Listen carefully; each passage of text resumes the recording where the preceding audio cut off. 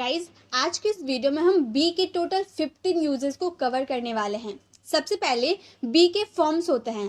First form हमारा होता है बी, सेकेंड फॉर्म होता है वॉज, थर्ड फॉर्म होता है बिन और फोर्थ फॉर्म होता है बीइंग। तो हम आज सबसे पहले हम फोर्थ फॉर्म के बारे में बात करेंगे, बीइंग के बारे में। बीइंग का मतलब होता है के नाते, होने के नाते या होने के बावजूद।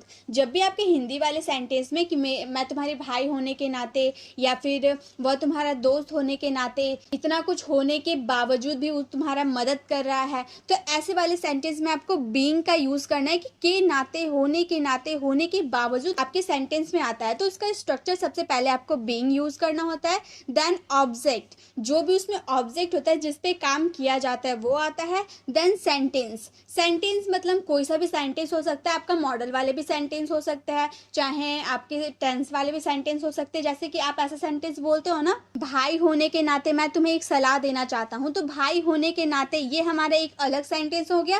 एंड सेकेंड सेंटेंस हुआ मैं तुम्हें एक सलाह देना चाहता हूँ। तो ऐसे वाले सेंटेंस में हम वांट का यूज करते हैं। ये तो हमें पता है क्योंकि हम लोगों ने वांट वाले क्लास में सीखा था। तो सबसे पहले हम यहाँ बीइंग के यूजर्स देख रहे हैं। भाई होने के नाते, ये हमारा फर्स्ट सेंटेंस है, इसे पहले कंप्लीट करते हैं।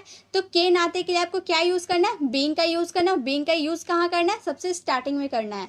तो हम बीइंग लिखेंगे किसके होने के नाते? भाई होने के नाते। बीइंग अ ब्रदर, मैं तुम्हें सलाह देना चाहता हूँ। I want to suggest you, I want to suggest you, मैं तुम्हें एक सलाह देना चाहता हूँ। तो जब भी आपको हिंदी वाले सेंटेंस, वो तुम्हारा दोस्त होने के नाते वो तुम्हारा ख्याल रखता है, तुम उसके भाई होने के नाते रोज स्कूल जाते हो, ऐसे वाले सेंटेंस के लिए आपको क्या यूज करना है? बीइंग का यूज करना है। देन ऑब्जेक्ट, जो होने के नाते जो बोलेंगे ना उसको ऑब्जेक्ट ऐड करेंगे। देन सेकेंड जो सेंटेंस हमारा बनेगा उसे हम ऐड कर देंगे। वो सेंटेंस कोई सा भी सेंटेंस हो सकता है, सिंपल सेंटेंस हो सकता है, चाहे वो टेंस से रिलेटेड कोई सेंटेंस हो सकता है, मॉडल से रिलेटेड कोई सेंटेंस हो सकता है, तो किसी टाइप में भी वो सेकंड सेंटेंस हो सकता है, वो आपको उसके अकॉर्डिंग ही बनाना होगा। नेक्स्ट, दोस्त होने के नाते क्या तुम मेरी मदद करोगे? पहले क्या है? दोस्त होने के नाते, ये हमारा first sentence. And second sentence क्या तुम मेरी मदद करोगे, हम किसी से पूछ रहे हैं, किस इंट्रोगेटिव सेंटेंस है ना हमारा। तो सबसे पहले दोस्त होने के नाते हम बोलेंगे बीइंग अ फ्रेंड, क्या तुम मेरी मदद करोगे? फ्यूचर में आने वाले समय में क्या तुम मेरी मदद करोगे? तो बोलेंगे will you help me, will you help me. ये हमारा इंट्रोगेटिव सेंटेंस है, इसलिए विल का यूज हम लोगों ने स्टार्टिंग में किया। ये हमारा फ्यूचर इंडेफिनिट का सेंटेंस है, will you help me. Being a friend, will you help me, दोस्त होने के नाते क्या तुम मेरी मदद करोगे? तो आपका कुछ भी हो सकता है, शिक्षक होने के नाते, भाई होने के नाते, बहन होने के नाते, पिता होने के नाते, कुछ भी होने के नाते होगा। तो being a father, being a teacher, being a friend, ऐसे आप बना सकते हैं। शिक्षक होने के नाते मैं तुम्हें कुछ बताना चाहता हूँ। Being a teacher, I want to tell you something. Being a teacher, I want to tell you something, शिक्षक होने के नाते मैं तुम्हें कुछ बताना चाहता हूँ। तो जब भी आपको कोई चीज होने के नाते बोलना, बॉस होने के नाते बीइंग अ बॉस, बहन होने के नाते बीइंग अ सिस्टर, पिता होने के नाते बीइंग अ फादर, इस तरह से आप किसी नाते के बारे में बोले ना तो उसमें बीइंग का यूज करें। देन ऑब्जेक्ट का यूज करें, फिर आपका जो भी सेंटेंस, जैसा भी सेंटेंस हो उसे कंप्लीट करें। तो एक सेंटेंस आप लोगों के लिए है, एक फौजी होने के नाते उसे लड़ना आता है। फौजी होने के नाते बोल रहे हैं ना, तो ये हमारा फर्स्ट सेंटेंस, उसे लड़ना आता है, ये हमारा सेकेंड सेंटेंस। ताहती है यानी कि हमारा प्रेजेंट इंडेफिनिट का सेंटेंस है, इसे आपको कंप्लीट करना है और इसका आंसर आपको कमेंट बॉक्स में करना है। नेक्स्ट हमारा यूजेस है, बीइंग के साथ वर्ब का थर्ड फॉर्म अगर हम लगा देते हैं तो हमारा पेसिव वाले सेंटेंस हो जाते हैं। किया जा रहा है, किसी के द्वारा कोई काम किया जा रहा है, उसमें हम बीइंग के साथ वर्ब का थर्ड फॉर्म यूज करेंगे। सबसे पहले आपको सब्जेक्ट लगाना होगा, देन इज एम आर लगाना है, क्योंकि आप प्रेजेंट की बात कर रहे हैं ना, किया जा रहा है, कोई काम कंटिन्यू चल रहा है, इसलिए इज एम आर के साथ हम वर्ब में आईएनजी लगाते हैं। तो बीइंग में आईएनजी लगाएंगे, देन वर्ब का थर्ड फॉर्म लगाएंगे। आम तोड़ा जा रहा है, आम किसके द्वारा तोड़ा जा रहा है ये नहीं पता, इसलिए ये पेसिव वाले सेंटेंस है, लेकिन तोड़ने का काम अभी कंटिन्यू हो रहा है ना, तो ये हमारा प्रेजेंट कॉन्टिन्यूअस का भी सेंटेंस है, तो इसे हमें ध्यान से बनाना होगा। आम तोड़ा जा रहा है, क्या तोड़ा जा रहा है? आम तोड़ा जा रहा है ना। द मैंगोज, मैंगोज है, बहुत सारे आम है, इसलिए आर का यूज किए। देन हमें बीइंग का यूज करना था, ये हमारा वर्ब का फोर्थ फॉर्म, आप इसे समझ लीजिए, वर्ब का फोर्थ फॉर्म है। देन ये हमारा सेकेंडरी वर्ब, आप समझ सकते हैं, सेकेंडरी वर्ब हो गया प्लग्ड। वर्ब का थर्ड फॉर्म तोड़ने के लिए प्लग का यूज होता है और थर्ड फॉर्म प्लग्ड हो जाता है। The mangoes are being plugged. सड़क बनाई जा रही है, किसके द्वारा बनाई जा रही है ये हम लोगों ने नहीं बताया, सिर्फ इतना हम लोगों ने बताया कि सड़क बनाई जा रही है। The road is being built, the road is being built. उसे दिल्ली भेजा जा रहा है, पिता के द्वारा, बॉस के द्वारा, भाई के द्वारा, किसके द्वारा नहीं पता, लेकिन उसे भेजा जा रहा है। He is being sent to Delhi, he is being sent to Delhi, उसे दिल्ली भेजा जा रहा है। तो कोई भी सेंटेंस किया जा रहा है, कोई काम अभी कंटिन्यू भी चल रहा है और पेसिव वाले सेंटेंस भी है, तो उसमें आपको बीइंग और थर्ड फॉर्म लगाना ही है। आपको ध्यान में रखना है हिंदी वाले सेंटेंस। अगर आपका कोई काम कंटिन्यू अभी चल रहा है और वो पेसिव वाले सेंटेंस है, पढ़ के तो समझ में आ जाता है कि पेसिव वाले कैसे सेंटेंस होते हैं, उसमें सब्जेक्ट का जिक्र नहीं होता है, तो ये तो आपको पढ़ के समझ में आ जाएगा कि पेसिव वाले सेंटेंस है और उसमें काम अगर कंटिन्यू चल रहा है तो उसमें बीइंग के साथ आपको वर्ब का थर्ड फॉर्म लगाना है, बिल्कुल इसी स्ट्रक्चर को फॉलो करते हुए। अगर प्रेजेंट की बात करें तो नेक्स्ट यूजेज है बीइंग प्लस एडजेक्टिव, होना, कोई चीज होना। चलिए एग्जाम्पल के थ्रू मैं बताऊंगी। स्ट्रक्चर है बीइंग आपको लगाना है, देन एडजेक्टिव लगाना है। एडजेक्टिव यानी कि किसी की विशेषण, किसी की विशेषता लिखना है। देन आपको इज या आर का यूज करना है। देन कॉम्प्लीमेंट, जिसपे आप कॉम्प्लीमेंट करें वो लिखना, जैसे कि मेरे लिए घर होना जरूरी है, मेरे लिए घर होना ज़रूरी है, कोई चीज़ होना ज़रूरी है, अच्छी बात है कोई चीज़ होना, तो होना के सेंस में आपको बीइंग प्लस एडजेक्टिव का यूज़ करना। एडजेक्टिव क्या है, मेरे पास एक घर होना, ये एडजेक्टिव है। एक घर हमारा एडजेक्टिव है और एडजेक्टिव के पहले में बीइंग का यूज़ करना, क्योंकि होना, होने की बात करें इसलिए being a house is, present की बात करें जरूरी है इसलिए इज नेसेसरी फॉर मी, मेरे लिए। Being a house is necessary for me, मेरे लिए घर होना जरूरी है। तुम्हारे साथ होना अच्छी बात है, तुम्हारे साथ होना अच्छी बात है। Being with you is good things, being with you is good things. सभी को दोस्त होना अच्छी बात है, किसी को लड़ना नहीं चाहिए, सभी को दोस्त होना अच्छी बात है। Being a friend to all is a good things, being a friend to all is a good things. एक सेंटेंस आप लोगों के लिए, ईमानदार होना एक सच्चे इंसान की पहचान है, ईमानदार होना एक सच्चे इंसान की पहचान है। इसका आंसर आपको कमेंट बॉक्स में करना है। नेक्स्ट यूजेस है बीइंग के साथ अगर वर्ब का थर्ड फॉर्म लगा देते हैं, तो इससे पहले हम लोगों ने देखा था ना पेसिव वाले सेंटेंस, पेसिव वाले सेंटेंस ये भी है कोई काम किए जाने से। पेसिव वाले सेंटेंस में हम यूज कर रहे हैं, ये भी हमारा पेसिव वाले सेंटेंस है, लेकिन इसमें हम कोई काम कंटिन्यू नहीं दिखा रहे। उसमें कोई काम कंटिन्यू था, पेसिव वाले भी सेंटेंस थे, इसमें कंटिन्यू कोई काम नहीं होगा। कोई काम किए जाने से कुछ हो सकता है, जैसे चोर गिरफ्तार होने से डरता है, कोई काम किए जाने से डरता है ना, गिरफ्तार होने से डरता है, तो हम बोलेंगे the thief is scared of being arrested, the thief is scared of being arrested. वह पीटा जाना नहीं चाहता है, किसके द्वारा पीटा नहीं जाना चाहता है वो नहीं बताया, सिर्फ वह पीटा जाना नहीं चाहता है। He doesn't want being beaten, he doesn't want being beaten. वह पीटने के बारे में सोचकर चिंतित रहता है। He is worried about being beaten thinking, he is worried about being bitten thinking, या फिर after thinking का भी यूज कर सकते हैं। इसके लिए आप after thinking का भी यूज कर सकते हैं, thinking का भी यूज कर सकते हैं। एक सेंटेंस आप लोगों के लिए, राम पढ़ाई करने से डरता है, कोई काम करने से डरता है, कौन सा काम करने से डरता है, पढ़ाई करने से डरता है, तो इसका आंसर आपको कमेंट बॉक्स में करना है। नेक्स्ट यूजेज है बिन, बी का जो थर्ड फॉर्म होता है ना बिन, बी वॉज बिन, मैंने बताया था बिन का मतलब किसी समय से कर रहा है, मतलब किसी समय से वो काम स्टार्ट किया, अभी भी कंटिन्यू चल रहा है। ये कौन सा टेंस हो गया, ये हमारा प्रेजेंट परफेक्ट कॉन्टिन्यूअस टेंस हो गया।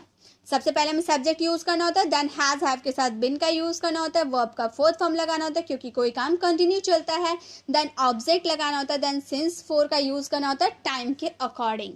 जैसे वह सुबह से खेल रहा है, हमें पता है ना वो कब से खेल रहा है, सुबह से खेल रहा है, तो कोई टाइम, अगर पॉइंट ऑफ टाइम की अगर आप बात करें तो उसमें सिंस का यूज करें, अगर टाइम ड्यूरेशन की बात करें तो उसमें फोर का यूज करें। अब point of time, time duration क्या है वो भी मैं बताती हूँ।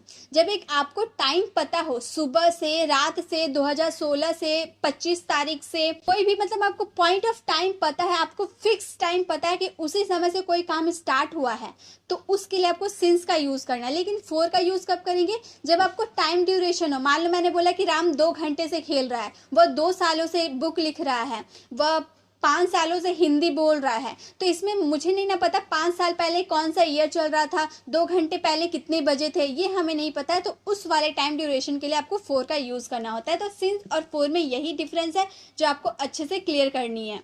वह सुबह से खेल रहा है, हमें पॉइंट ऑफ टाइम पता ना, कब से, सुबह से खेल रहा था, हम बोलेंगे he has been playing since morning. सुबह से के लिए सिंस मॉर्निंग का यूज़ करेंगे।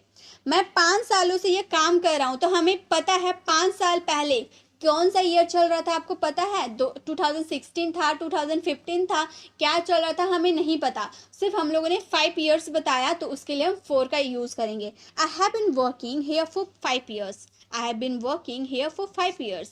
तुम 2 महीनों से अंग्रेजी सीख रहे हो, 2 महीने पहले कितने, अप्रैल चल रहा था, मार्च चल रहा था, क्या चल रहा था वो हमें नहीं पता, तो हम इसे 4 का यूज़ करेंगे। हम बोलेंगे you have been learning English for 2 months. You have been learning English for 2 months. एक सेंटेंस आप लोगों के लिए, हम लोग बचपन से क्रिकेट खेल रहे हैं, बचपन से खेल रहा है, इसका आंसर आपको कमेंट बॉक्स में करना है। नेक्स्ट, बिन का यूज करेंगे, किसी समय से कोई काम कर रहा था। यहाँ पे हम लोगों ने किसी समय से कोई काम कर रहा है, प्रेजेंट में बात कर रहे थे।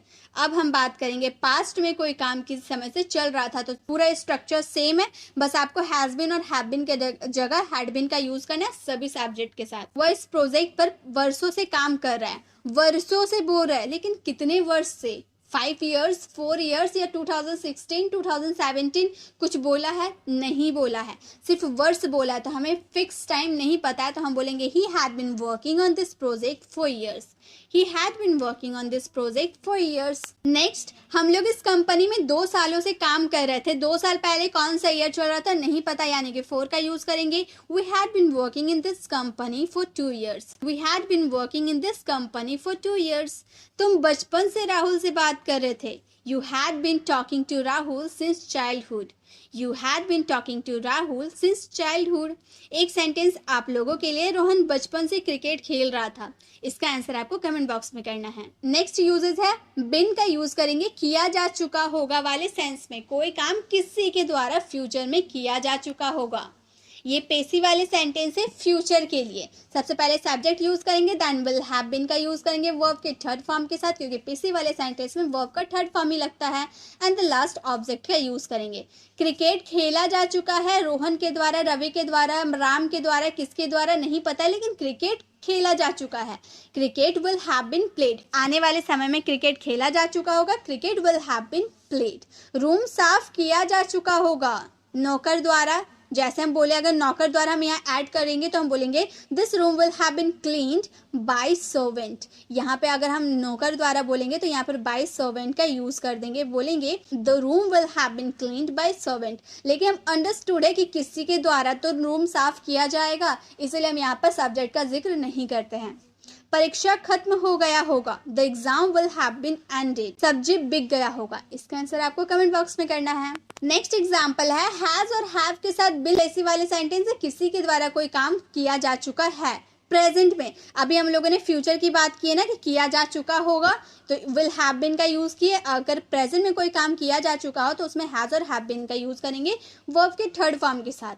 पत्र लिखा जा चुका है, किसके द्वारा नहीं पता, लेकिन पत्र लिखा जा चुका है। और लेटर हैज बीन रिटन, और लेटर हैज बीन रिटन, तुम्हें इस बारे में बताया गया है। You have been told about it, you have been told about it.